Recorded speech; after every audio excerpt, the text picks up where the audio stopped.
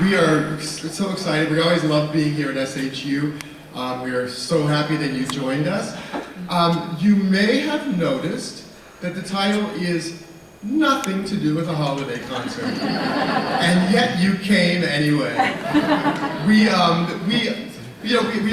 This group has been around going on to 40 years, believe it or not. 40, right? We actually have a couple of our members who were there the very first concert. Maybe one, maybe two that have been, I know, right? And they don't look a day over 20. So, but I need glasses, so, sorry. But in 40 years of holiday concerts, as you can imagine, we have done every Christmas song, every holiday song, every Hanukkah song ever written. We have decked our halls more ways than you can ever deck your halls. We have God rested our merry gentlemen about 85 ways. And they are still not rested, those gentlemen, but this year, you may have noticed everyone felt a little different this year. Going into the holiday season, all felt a little like, oh, we're having holidays this year too. Let's add that. We started asking everybody, like, okay, if you could spend your holidays anywhere, where would you like to be? Like, you know, Tucson or I don't know, where do you go? Vail or something like that. People are like, not here, not Earth, not here. I don't want to be here. I don't want to be.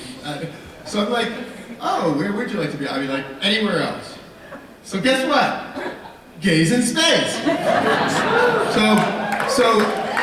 It has allowed us, oddly enough, to sing a lot of numbers, a lot of songs that are not Christmas songs necessarily. We might have made them into Christmas songs, but with our little twist. But I hope you hear some stuff tonight that you have maybe never heard before, or maybe never thought of it in a holiday way. My theory is still the holidays are really about the celebration that you have when you all join together, which all of you have done with us, and we're so happy that you have. But it's more than just whatever your tree is or whatever your eggnog is or something like that. It's really the celebration of being together with your family and all that. So that's the aim for us for tonight. You may have also noticed when we were coming up with this title, our general manager, Julie, who you probably have met, hopefully you've met, she is completely the boss of all of us, including me. And she's like, 40 years, we have never put the word gay in our title of a show. I know, crazy. It seems ridiculous now, but we used to have to, 30 years ago, we had to sort of hint at it, like, ooh, we're a little different. But we decided, you know what? Go for it. This is the year to say, gays here on stage. Right? So, I'm glad you guys took the chance tonight and decided to come out and enjoy our Gays in Space. I know we have, and we're looking forward to presenting it for you. So, moving on is one of the, I'm going to throw the mic at you. Moving on is one of those songs that I had never heard of before, but hopefully maybe some of you have heard it.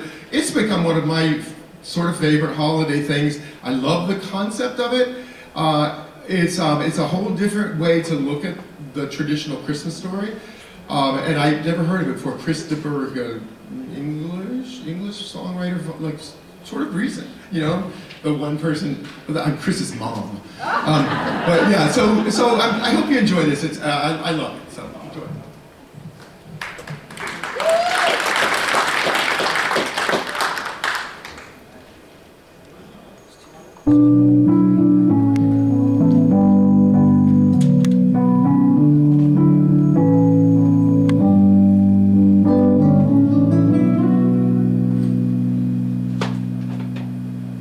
Spaceman came traveling on a ship from afar. 'Twas 9 years of time since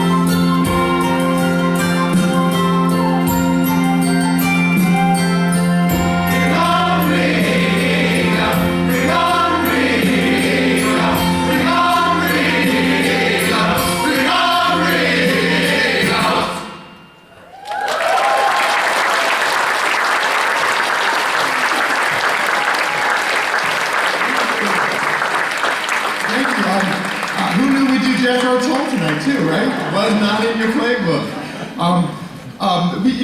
That song is all about like dancing for the, a pagan dancing thing. We thought it'd be great to have like dancers out here dancing, so we tried to hire some. Druids are really hard to find. Dancing druids, even harder. And then we told them 7 times, they were like, yeah, no, we're not doing that. Not for any money. So, when we chose that, I'm embarrassed to say that my brother had that album when I was a little kid, and I always loved it, and I thought, this would be a great Christmas song one day. And here we go. It's now a Christmas song, right? Came to me! I'll call him and tell him it was his album. So this next little set of pieces, 3 pieces, was commissioned by one of the gay choruses in Texas, Turtle Creek Chorale, and it's I'm not going to tell you how much I love it, but we've done it once before, maybe 10 years ago or something, and I remember when the last piece happened, I kept thinking, I'm never going to experience this again, and now I am. So we're going to re-experience with all of you. Our organization, just the makeup of our group changes every year, with just new members coming and people moving away and things like that. So the sound becomes a different thing and sort of just becomes, I don't know, more organic, differently moves. So when I realized what this year's group sounds like, I thought this is the time to do this piece. So it's called Stargazing. It's 3 short pieces about stars. The first one is oddly enough written by lyrics by Plato, I think. So it's like, who knows, like a couple years back. The middle one is by some, I should know this one, I had it written down and I don't remember. More 18th century poet. And then the new one is a traditional children's story that you might remember. Right, enjoy.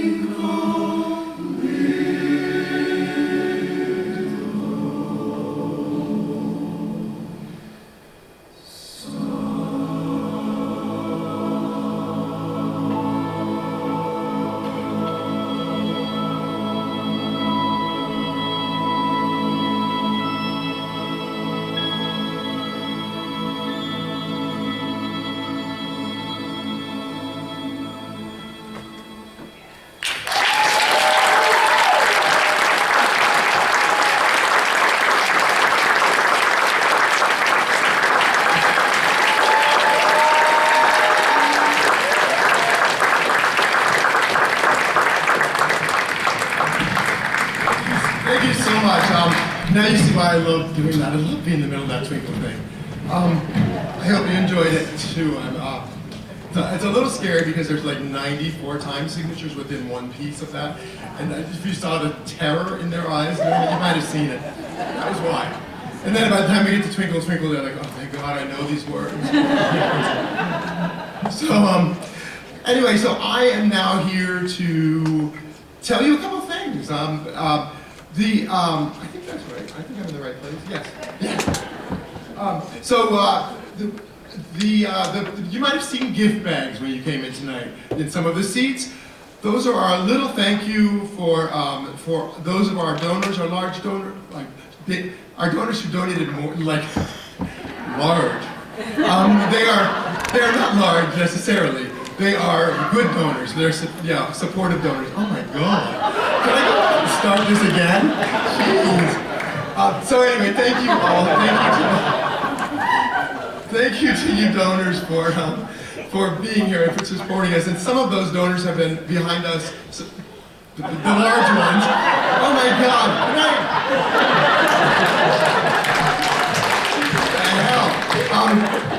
So some of those donors have been supporting us for almost our entire time, 40 years. I see two of them there in the front, and thank you.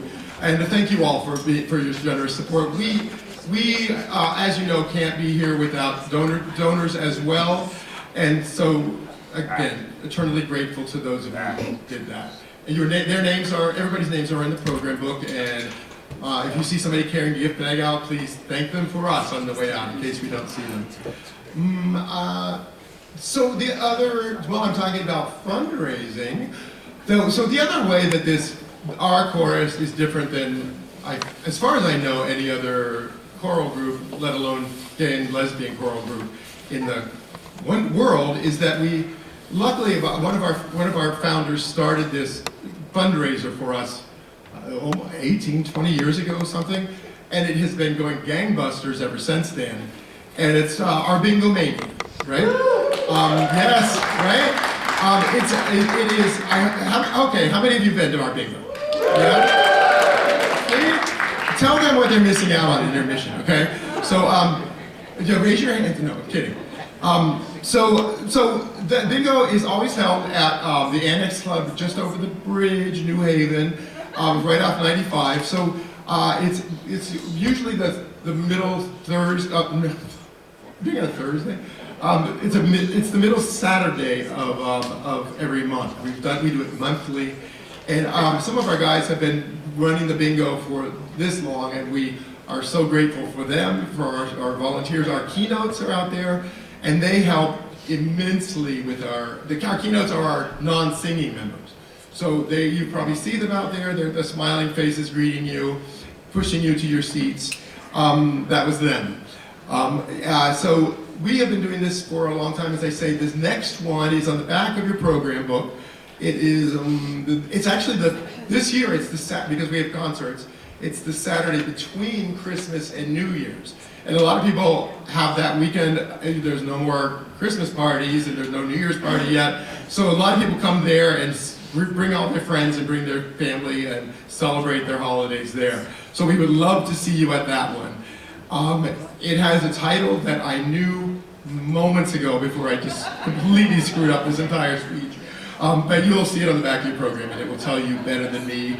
If anyone has any questions about any of that, we'd love to see you there. People bring full feasts to this, or they bring, share food with their friends, and it's become a big deal for everybody to bring stuff and hang out. We have a bar there.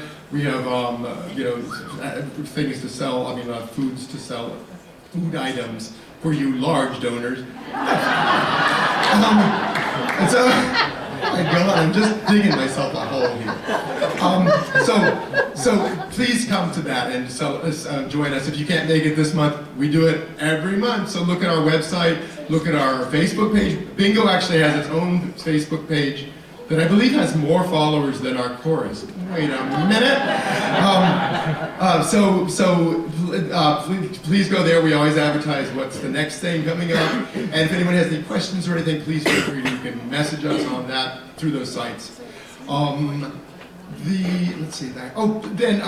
in the spring. We'll be back here in the spring. I know. Let's think of spring, right? Get through January.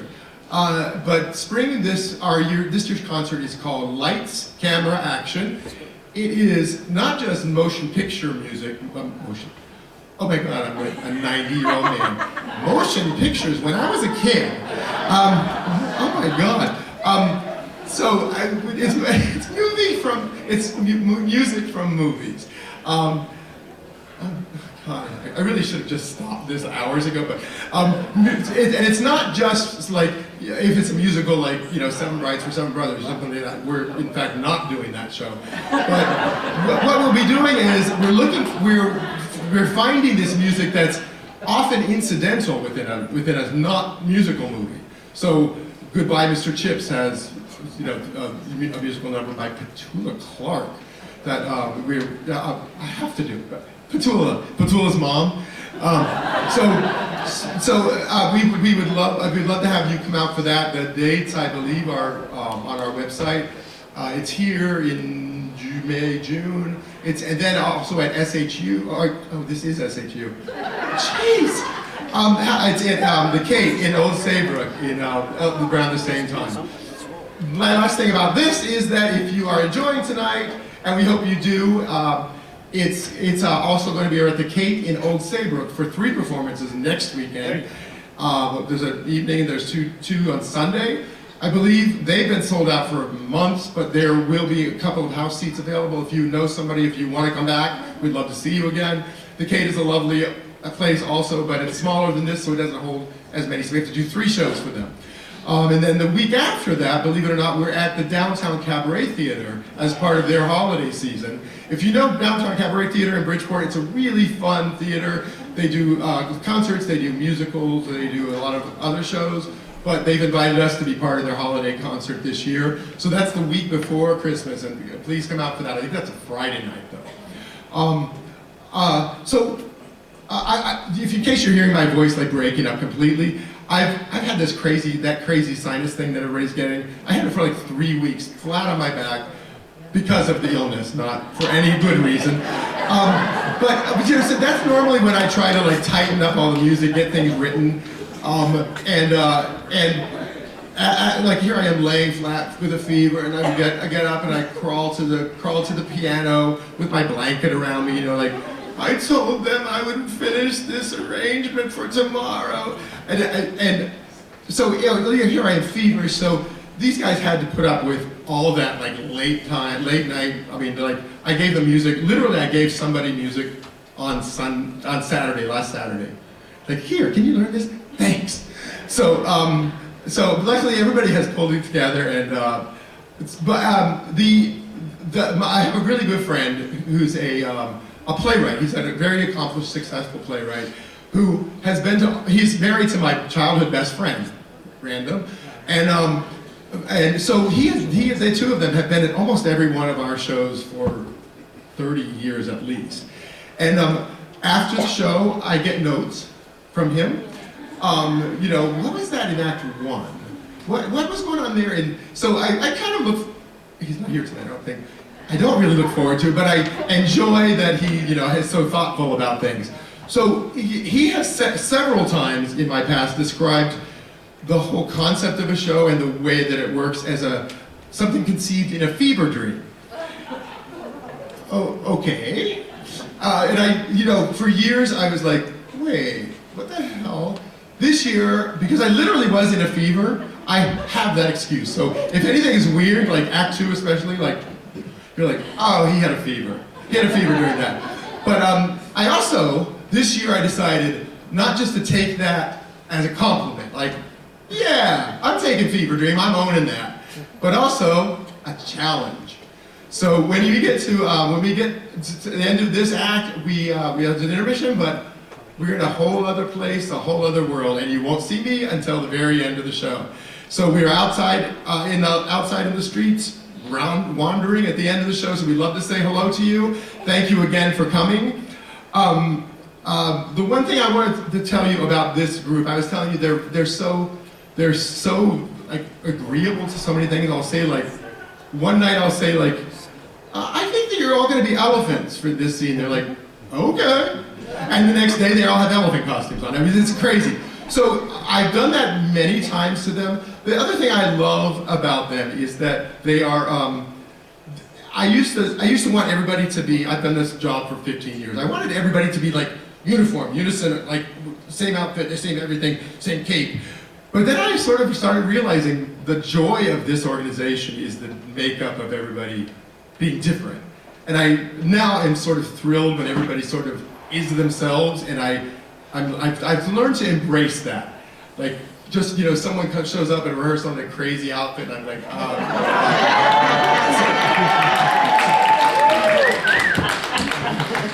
Hi, big boy. Can I help you? Anybody ever tell you that you can melt the stripes off a candy cane? I'm sorry, security is supposed to be at the stage door, but let me go see if I can get them. Wait, how about a rousing game of